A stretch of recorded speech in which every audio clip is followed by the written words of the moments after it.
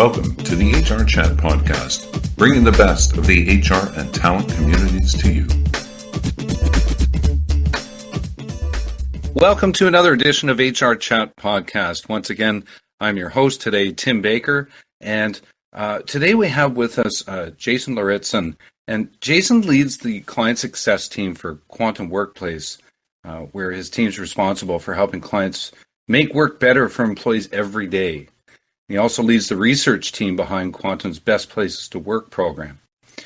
They collect survey responses from employees at over 6,000 companies each year to identify, celebrate, and promote some of the best workplaces in the world. And Jason is also an accomplished and well-traveled keynote speaker. We're very happy to have Jason with us today. So Jason, welcome to the HRchat podcast. Hey, thanks for having me, Tim. Glad to be here. So Jason, let's start off as we do most of our podcast and tell our listeners a little bit about your career path and how did you get to be where you are today and doing what you're doing? I love that question. Thanks for asking it because I ended up here, I think like probably a lot of people do, sort of by accident and sort of by destiny, I guess, a little bit. I don't know. The quick version for me is that it all sort of started for me when I got to college and realized I really didn't know what I wanted to do. Like a lot of people do, I actually arrived at college thinking I wanted to be pre-med, realized I would hate being a doctor. I don't deal well with whiny people, and so quickly redirected, studied a bunch of stuff, fell in love with philosophy, fell in love with business, and graduated having no clue of what I really wanted to do. My actually first job out of college was delivering pizzas, super overachiever here. But did that while I was searching. I ended up I had somebody tell me that if you want to learn real business that you should go get a sales job. So I did that. My first job was selling copiers, literally out of driving a van across rural Iowa to small towns trying to sell copier machines. I did that. Ultimately, that led me to selling computers for Gateway 2000 back when that was still a thing. And then ultimately that sales career path led me into recruiting. 1998, I think I got my first recruiting job. Really thought it was, I applied to it more as a sales job, not really knowing what I was getting into. It was a third-party MRI, recruiting franchise. And after sort of grinding for a while, finally some things clicked, and I ultimately ended up being very good as a recruiter, very good at working with clients and matching talent and clients together, and had a lot of success. Fell in love with, that's where I kind of found my passion or my calling, because I fell in love with this dynamic that exists between people and organizations, and was very curious about why that worked and how that worked. And I had always personally been kind of one of these guys that would read about behavior and leadership on the side. And so it was like, that's what I did for fun, was study behavior and leadership. And so it all kind of came together and made sense. I ultimately left the place I'd went to, started a small recruiting firm with a colleague of mine that we ran together for a couple of years. Ultimately, he bought me out. I tried to start a small business, and I did some consulting, shopped around for investment money for about a year at the worst time to try to find money back in the early 2000s. And then eventually realized that I really wanted to help organizations solve kind of culture and talent problems, but I wasn't seeing the opportunities to do so because I hadn't been inside the beast. And so when did I do this? 2001, 2-ish, I guess. I applied and got my first corporate HR gig leading a talent acquisition team. I guess it was called an employment team at the time. We ultimately rebranded. That led me on a 9-year sort of odyssey of corporate HR leadership, from talent acquisition to talent management, ultimately leading an HR team, $2 billion organization. Ultimately, that led me to a kind of a chief HR role at a regional banking organization here. And then I parachuted back out because I knew that I had really learned, I felt like I had made good impact, but I knew that I could make my biggest impact outside the system, helping others make change inside. And so I left, went back to consulting, and did a whole variety of things that ultimately led me to quantum. And somewhere along the way, I started speaking and blogging, and that happened while I was in corporate, because one of the things that I recognized in corporate is that when you are an ideas guy, or when you're an innovator and you're kind of a rabble rouser, you like to poke on boundaries and challenge things and break things to see if you can build it, better.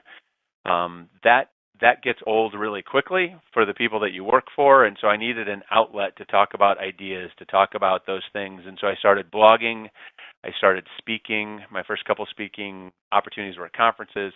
Realized I was at least moderately good or talented at that, and ultimately that turned into a sort of an additional career path for me as a professional speaker. And so that's been really healthy for me over the years as an outlet to really explore ideas and help people think differently about workplace and culture and leadership and talent. And so all of that kind of culminated, has sort of been rolling together, and that's how I sort of ultimately found my way to quantum today. So like I said, I don't know if my career path makes any sense. It makes sense to me when I look backwards at it. I'm glad I had the ride, but it was definitely a sort of a winding ride to get here. That's a great story, Jason. Thanks for sharing that. It's funny, the more people that I talk to and ask about their stories, whether it's on podcasts or not, I think everyone's career path has a certain number of twists and turns. But I always find it interesting, those people that early on in their careers, whether they're new graduates or shortly afterwards, they know exactly what they want to do, and they do it, and they do it for the majority of their life. I find that amazing, and I don't quite understand it, because I was not that way. As a matter of fact, I would say that I'm, for the most part, until fairly recently, still really trying to figure things out. I've found a lot of the pieces to the puzzle, and I wasn't quite sure how they were going to fit together. And now I'm starting to find out how they're starting to fit together, and it's starting to look like a picture, and it's really cool. And there's nothing, people say, well, that diverse career path lends itself to be, better in different ways. And I don't necessarily think so. It's just, and I admire those people that know exactly what they want to do. If it's, for example, a doctor, but two of my cousins are doctors. They knew pretty much that they wanted to get into medicine in some way, and they did it. And I think that's amazing. I don't quite understand it myself, though. But so agreed. No, I'm in the same camp. There's a beauty in that focus and simplicity, I think, to having that clarity about path.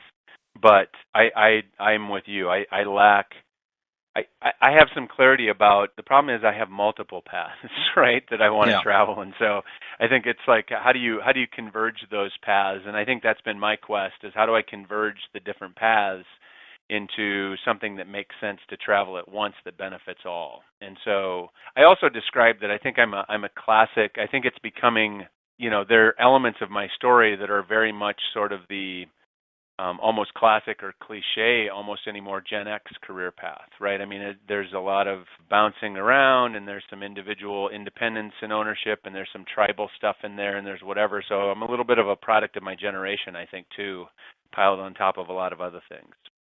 Right, yeah. So, because I do want to, I can tell already that we could probably have an hour's podcast here, but I want, and that's great. I want to ask you to tell our listeners a little bit about how Quantum Workplace offers their customers, their clients. We hear a lot more and more about people analytics and the what's next factor that maybe wasn't at the forefront until maybe the last few years. So tell us a little bit about what kind of sort of actionable solutions that Quantum provides. And I also noticed something on your website earlier that talks about commitments versus action plans, and what's sort of the differentiator there. So let me start high, and then I'll kind of drive in. But fundamentally, organizationally, our mission, and this was in my intro, our mission is to make work better every day. And so that's sort of that's what we wake up every morning. We are workplace culture geeks, and we believe that we used to have a tagline that we had all over everything that was "Make work awesome," right? We believe that work can be awesome. It doesn't have to be this thing that people have made it out to be. And so we built technology tools to help clients realize that, or that's how we deliver on our mission, is through different technology tools. Historically, our strength has been employee survey. So we've been in the employee engagement survey business now going on 13 years. And so and I think increasingly I would say we're as good as, if not better, at anybody in the world on helping organizations measure, understand, and drive employee engagement through a survey platform. And that's where the commitment and action thing comes, and I'll come back to that in a moment. But we've, in recent years, we also recognize that the survey is a part of where it starts, but that there were very common things that we would hear from employees on behalf of clients, like I don't get enough, I'm not getting enough feedback or conversation with my manager. I don't get recognized enough. I don't feel valued or appreciated.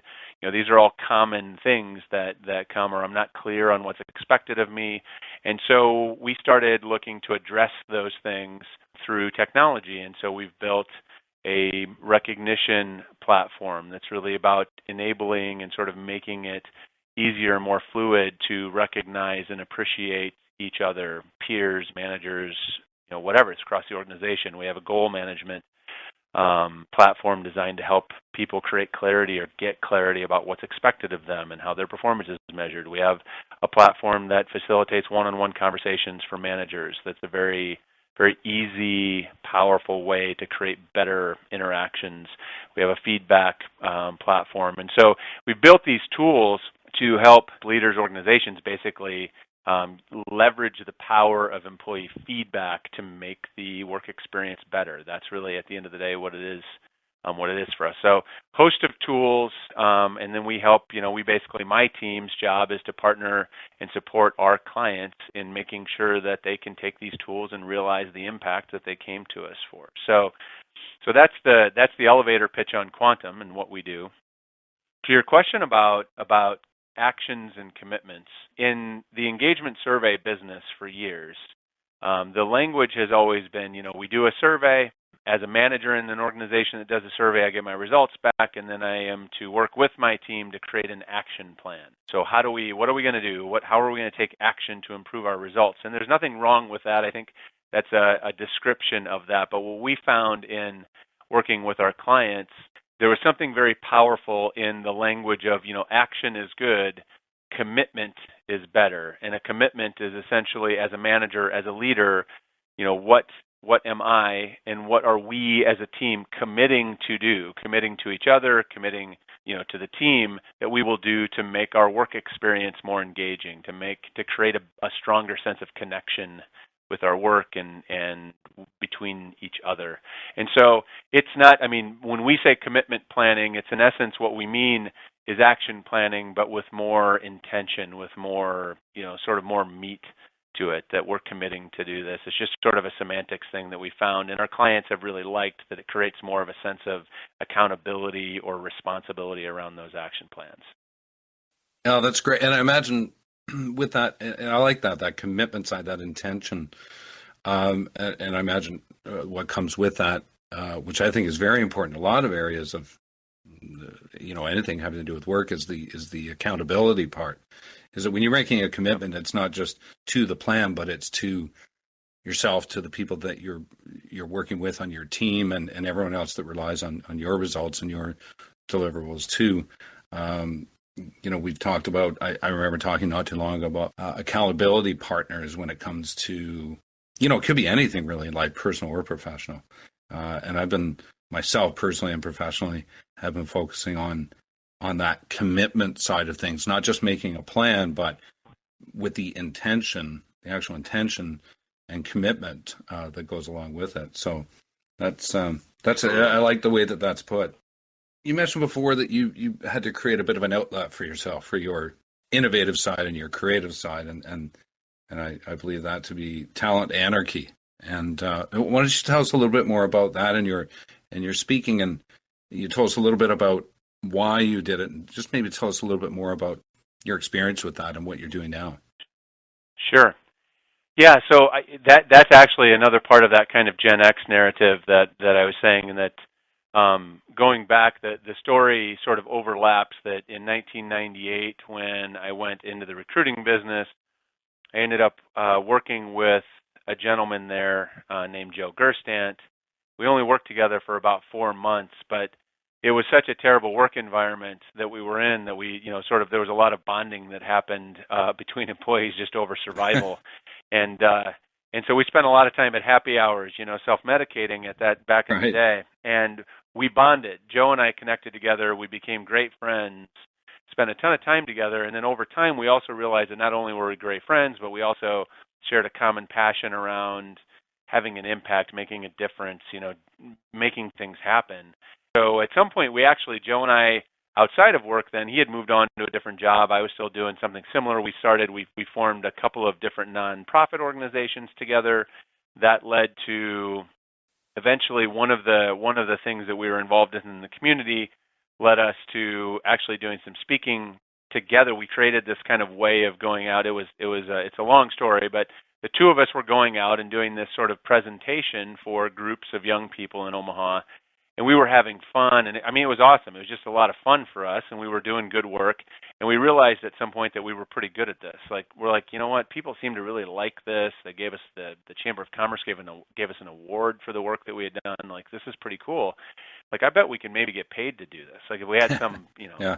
We also love to talk about leadership or organizations, and so we just started what would we talk about, and we started putting some things together. As most of this stuff kind of happened, and we started just sort of refining our craft together. And we decided, because there were two of us, we were kind of unique. And at the time, we were like, we need something to call the work we do together, the speaking and the content we create together. And so we started calling it Talent Anarchy, to sort of bring together sort of what we were talking about, talent, which is really the people and the organizational kind of perspective on people and culture. And anarchy being representative of two things. One was that it felt, at least at the time, I think people were having a really tough time making sense of what to do with this war for talent and how to approach this and think about it. There was change needed, but they didn't know what to do. So it felt very much like the rules were kind of out the window. And then I think the other part for anarchy is we were just different. Our approach was different. We were disruptive. We were disruptive not only in sort of the message that we brought. We tend to be very disruptive of your thinking, but also it was two dudes, and the way we approached what we did was a little bit different and hopefully memorable. And so anyway, we started doing that, and because we were passionate about it and we worked at it and we were good at it, we found some real success, and that's continued to grow over time. We also published a book about 4 years ago now, I think, maybe 5 years ago, called Social Gravity, about the power of relationships and how to cultivate relationships that fuel your success in both your personal and professional life. And so we've talked a lot about that out on the road. And, it was really that also then sort of gave Joe and I both the confidence and the momentum to individually sort of build speaking businesses. And so Joe has gone off and he has an entire practice built around speaking and training on issues of diversity and inclusion for organizations. And then I have sort of gone off and I speak a lot more about, employee engagement and leadership and organizational culture individually. And then when we come together, we do kind of make our music together. And so that's what Talent Anarchy is. And one of the things people often know us for is that we, at some point, this is a story for another day, but we wanted to do something, again, in the spirit of disruption and being different.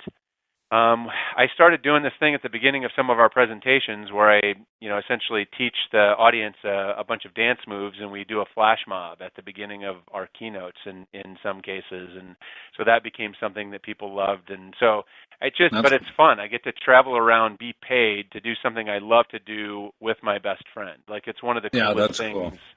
Yeah, it's fun, and if it makes sense in the grander scheme of things how we got here, but if I'd have tried to make it happen, it probably wouldn't have. Yeah, sometimes these things just, like I said, you're finding pieces to the puzzle pieces and where they fit in with your sort of the whole, your whole self, professional and personal, I'm finding a lot of that myself lately, even doing these podcasts, which I love to do. I said to our publisher, I said, I would love to write, but I can't find myself in that mindset. Some people can just schedule time for themselves to write, and I have a lot of thoughts and things I want to say, but I just can't seem to find that right mindset. However, anybody that has met me for more than 10 minutes knows I can talk. So I said, let's start doing podcasts, because that's my thing. And that makes sense. And it's great to be, it's fun to be doing things like this, or what you're doing, Talent Anarchy, that it offers, I think, more of an opportunity than other opportunities to step outside your comfort zone. And for me, that's been instrumental lately. It feels great. You get to discover so much more. And I know we could probably have a couple other conversations and dive deeper into some of these things, but I do have to be kind of aware of the time. I'd like you to let us know maybe some upcoming events. I know that you're involved with the social HR camp that will be on September 30th in Omaha, that my good friend Jeff Waldman runs at different locations throughout Canada, US, and otherwise. So tell us about some of the other events that you might be attending or being featured at, and also best ways that the audience can get in touch with you. Sure. Well, let me start with, like, I did write. I mean, I'm going to start with your last thing first, just so I don't forget it. But Joe and I wrote and published a book about connecting and about relationships. And so I love it when people reach out to me. I love it when people hear things and reach out and connect and want to talk about things. I'm pretty easy to find. If you type my name into Google, you're going to find a bunch of ways. But my email is jason@quantumworkplace.com. You can go to quantumworkplace.com to learn more about us there. talentanarchy.com is where you find more stuff about that, about Joe and I together. jasonlauritsen.com is where you find out more about my own individual speaking. But I love to connect. Facebook, LinkedIn, I'm easy to find for people that want to find me and have a conversation. But as far as like what's upcoming, Social HR Camp is cool. Quantum is sponsoring that. We love that. It's a sort of unconference / dynamic learning event here in Omaha. We have a really great HR community here and a bunch of progressive HR tech vendors around this area. So it's going to be a pretty dynamic event. We love being involved in that. I will be actually on the road in the biggest one that probably that people may want to connect at is HR Tech, the HR Technology Conference in Chicago. Chicago. Joe and I are doing something really cool there, in that we're leading a session at the beginning of HR Tech for HR practitioners who are attending the conference, where we're going to kind of do a session that's loosely around kind of something that we do called a hack lab, which is it's kind of a mini hackathon kind of model that we use. It's non-technical. So we're going to help sort of this group of HR people identify what kind of key issues or problems would be really helpful to get solved for them, like things that are kind of painful right now. And then the outcome of that will be they'll use these problem statements that we're going to identify, and those actually will be given to hacking teams that are competing at HR Tech, that are going to be actually building technology solutions, hacking to try and create something that would solve this problem in some way. So they'll actually take these ideas we do in the session at the very beginning. These hacking teams over the next 2 days will actually build something that then they'll showcase on Thursday as, hey, here's the problem statement we were given. Here's this cool thing we built to kind of show it off. So very cool opportunity. If you're going to be at HR Tech, look me up. I'd love to connect. I'm also going to be at Influence HR, sort of an industry panel talking about kind of the employee engagement industry and what's happening there and where it's going. And then we'll be at Wisconsin SHRM in Wisconsin Dells that Friday, that first week of October. So, I mean, that's just the first week of October. It's going to be a busy fall, but it's be out there. I love being out there talking ideas. Yep, it is. Conference season. Yeah, I love October. Is always into the end of September and October. I'm hoping to make it to HR Tech in Chicago. I don't know if I have to check my schedule, but I would love to go. And certainly if I'm there, I'll give you a buzz and we'll would love to connect in person. So we're going to wrap it up. Jason, thanks so much for joining us today.